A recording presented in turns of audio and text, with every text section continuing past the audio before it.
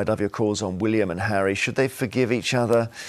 Come on, guys. 0207 862 2222. Tell us what you think. The brothers both made tributes to their mum at an award ceremony in Diana's name last night, but crucially didn't appear alongside one another, and they made no reference to each other. Let's have a listen to Prince William's speech. She taught me that everyone has the potential to give something back, that everyone in need deserves a supporting hand in life. That legacy is something that both Catherine and I sought to focus on through our work, as have the 50,000 young people who have received the Diana Award over the past 25 years. However, Harry appeared only via a video link that aired after William had left the building. Harry also shared a pre-recorded video with his wife Meghan when they went to meet an awards winner. Every year we come across the most incredible leaders in tech, and we face a difficult choice of picking just one winner for the NAACP Archwell Foundation Digital Civil Rights Award. And this year's winner is Dr. Joy Buolamwini. You won! Oh my gosh! Are you serious? Dr. Joy is the founder of the Algorithmic Justice League. And this is an organization leading the way to overcome racist and sexist biases in AI systems, especially when it shows up in policing, in education, and in healthcare. I tell you what, I'm suddenly distracted by what her job... Did you hear what her job was there? Yes, fascinating. The Algorithmic Justice League. Well, it did sound like a That superhero is franchise. absolutely Minority Report territory there. Yeah. But anyway, we're back to the brothers, and it seems like they were just ships that pass. And they have got a public role, both of them, Nina. Is it their duty to reconcile? Well, I think Harry would reconcile. I think this is William as the sticking point. He has been, I think, completely intransigent about the whole thing. And I'm, in a way, this whole episode recently of the doctored photograph from Kensington Palace has actually shown a light on what the royal machinery can do. Now, they failed in this instance because everybody caught on to what it was. We don't quite know why, and we don't know what the original photograph was, but it shows the duplicitousness that there can be in selling the monarchy, maintaining the line of succession in the way they want it to be. It was so brilliantly amateurish, that photo, and it was, bless her, bless Kate, she's diddling around on an iPad, she's done this terrible clone. Oh, I thought she did. Oh, no, you don't think so? She apologised for it, but I bet she did it. No, she didn't. It was done in a lovely, inexpert way. No, look, just have a look at this top of the mail here, OK? This is Robert Jobson. Diana would knock their heads together. And it's hard not to think about Diana when we see these two not getting on. Yeah. It's hard. I mean, if you look at the royal family generally, if they were a share price, you'd sell right now. This is as bad as I can remember it for a while. This sibling rivalry is like Noel and Liam on steroids, and it would be a win. It would be a win that we could, for those of us who actually like the royal family, it'd be a beautiful thing to see. But I think we're as far away from it as we've ever been, and it can be complicated by grief. You know, the fact that a lot of what happened with Harry and Meghan happened in and around the death of Prince Philip, and then the Queen has become mixed up in there. But, you know, in terms of what Nina was saying about the duplicitousness, I think in the real world these days, a mum doctoring an image of her family on social media is not that big a deal. No. It's more than that. It's absolutely more than that. And this is the palace. And I really insist, I don't personally think that Kate did it. There was a piece in the Evening Standard last night by somebody from a photographic agency or somebody very well revered, and he said that is not an amateur job. Oh, really? It's a bungled professional job. Me. Yeah. And the thing is, when I talked about duplicitousness, I'm talking about all that went on in the years before Harry and Meghan were pushed out and the years since. So you had the briefing from the palace, you had the briefing from Kensington Palace, and that is what has resulted in this mess. Charles wanted a slimmed-down monarchy, and by God, he got one. Well, he has got it, yeah. No, I think that I've always thought that William and Kate were a bit put out by the razzmatazz of the Meghan and Harry show when they got married. They were eclipsed. They started a bit of briefing against them, or their people did, and it just got out of hand, and it left Meghan and Harry so upset and furious they left. Yep. And I hope that sounds generous to all parties. Maria in London, hello. Good morning, all. Well, do you think these... looking at these two... Nina. Sorry, go on. I agree with what Nina's saying. You know, William's a sticking point here. Harry would drop everything. What they have to understand, Charles is sick. And if anything happens to Charles, you've just got William. All right, let's take Kate and his family out of it. The original foursome was William, Harry, and their mum and dad. Now, mum and dad, hopefully not yet, but, if mum and dad goes and William is left there, he's got his blood brother, Harry, who he could depend on. Harry will drop anything and come to him and support him. Hang on, Maria, let me ask Geoff, do you think that's right, that this is all William stopping Harry making friends again? I think that we're all a bit guilty of saying Team William or Team Harry, and it does make us kind of a little bit reductive about the failings of the other. They both have failings. It's a family, but I think one thing you can be sure of, and they must know, and it must trouble them deep down, that this is the last thing that she would have wanted. They must know that, and I hope it won't happen now, but we could all use a reconciliation. All right, Michael in Kent. Thanks, Maria. Michael in Kent, hi. Hello. Right. Basically, if they draw a line under everything that's gone on, you still need an element of trust to move on positively.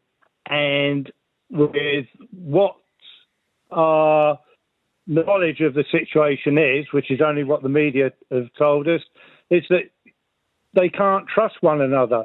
No, but come on, look, Harry's had one bestseller. You could, if you're Harry's brother, you can say, look, Harry, you're not writing all this down, are you? Because we can't do another book. And Harry's got to say, no, that's the only book. They're not going to... And then surely, Michael, there's got to be some trust. You need the trust, but can each of them trust the other? Well, I think the camps are part of this. We had this story this week of Meghan's camp saying she would have never done a Photoshop, and that blew up into a massive thing. Meghan herself didn't say it. And so this entourage is not helping either. Yeah, the trouble is that Meghan quietly is one of the most sought-after charismatic women in the world. That a photograph of Meghan is I put it to you, is worth far more than a photograph of Kate. And Kate now is a photograph. But the thing is that it's rebounded them because they had photographs of Kate every day in the paper, every day for years and years and years and years. And you can't play that game. And then she disappears. Yeah. You cannot play that game. So they've fallen into their own trap with that. OK. Thanks, Michael. Judy in Birmingham, hi. Hello. What about these brothers? I always keep thinking about Diana when I see the trouble. Well, I think they should just say, come back, Harry, we'll welcome him back, because family's family. You might not get on with your sister-in-law, your brother-in-law, but you know what? That just happens within a family. He's William's brother. He's still an heir somewhere along the line. And I think that everybody should mind their own business in the country. You don't know what's happened in that family, and just welcome him back with open arms. But would it not be like Cole Palmer and Manchester City? Cole Palmer is a great footballer, and he realised, although he was with Man City, they weren't going to put him on the pitch. And Judy, wouldn't it be like that for Harry? He comes back to the royal family, and they're not going to do anything with him. What does Harry want? You don't know what Harry wants, so I don't know what Harry wants. I think as his brother, as a member of the family, they should just say, if you want to come home, we'll welcome you. If you want to, please help us out. We need you would work, I think. Geoff? And I think he'd come. Geoff? I'm an optimist. If Robbie can rejoin, take that, and he did. Harry can come back to the royal family. Well, blood is thicker than water. Yeah, and I think that what happens when there are deaths in family, there is a period where things are tense and loaded for a while, but that does subside over time. So I don't think it'll be a case of let's get Linda in Tyne and Weir. Hi, Linda. Oh, hello. Good morning. Do you think they've got a duty to reconcile? I mean, if you're presenting an award in your mother's name and you're in a relationship with your brother, which she would be unhappy about, what do we take from that?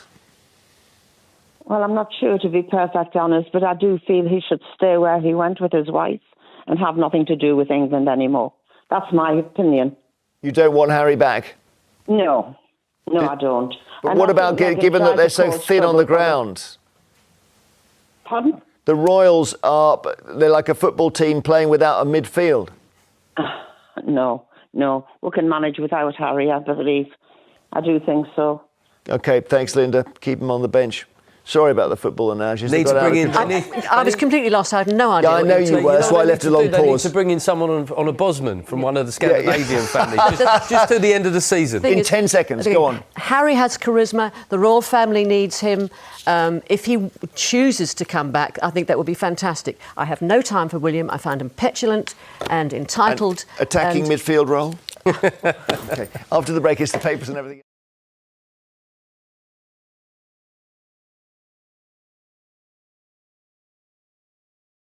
Hey everyone, welcome back to Royal Sussex Squad. Today we're diving deep into a topic that the mainstream media conveniently avoids: Prince William's blatant hypocrisy and how he has treated Prince Harry over the years. The royal family's double standards are on full display, and it's time to break it all down. Let's start with the obvious. Prince William is the golden child of the monarchy. The future king can do no wrong in the eyes of the British press. But let's be honest, when we compare his behaviour to Prince Harry's, the double standards are staggering. William has had his fair share of scandals, from his questionable remarks to his alleged affairs, but the press conveniently sweeps it all under the rug. Meanwhile, Harry is scrutinised for every move he makes, even when he's simply living his life with Meghan and their children. The royal family constantly preaches about unity and duty, yet they have done everything in their power to alienate Harry. William, in particular, has positioned himself as the responsible heir who is focused on the firm, yet he has done nothing but fuel division. Reports have surfaced about how William blocked reconciliation efforts and even played a role in briefing the media against his own brother. If William truly cared about family unity, why hasn't he made any genuine effort to mend the relationship? Instead, he has allowed the narrative to paint Harry as the villain while he enjoys his protected status. The British press acts as William's personal PR team. The moment Harry and Meghan stepped away, the media turned into a relentless machine, pushing anti-Sussex stories while shielding William from any real scrutiny. Remember when William was caught on camera yelling at a photographer? Imagine if that had been Harry. The headlines would have been brutal. Yet William's actions are excused time and time again. Harry didn't leave the royal family because he wanted to abandon his duties. He left because he refused to be part of a toxic system that treated him and his wife like scapegoats. William, instead of supporting his brother, allowed him to be thrown under the bus to protect his own image. Now the royal establishment is panicking because Harry is thriving outside their control. It's time to call out the hypocrisy for what it is. Prince William has had every advantage handed to him, yet he refuses to take accountability for his role in this ongoing royal feud. Meanwhile, Harry is out here living his life on his own terms, and the establishment simply can't handle it. The truth is clear. Harry was never the problem. He was just the one brave enough to walk away. Let me know your thoughts in the comments. Do you think William will ever take responsibility? And as always, stay tuned for more updates right here on Royal Sussex Squad.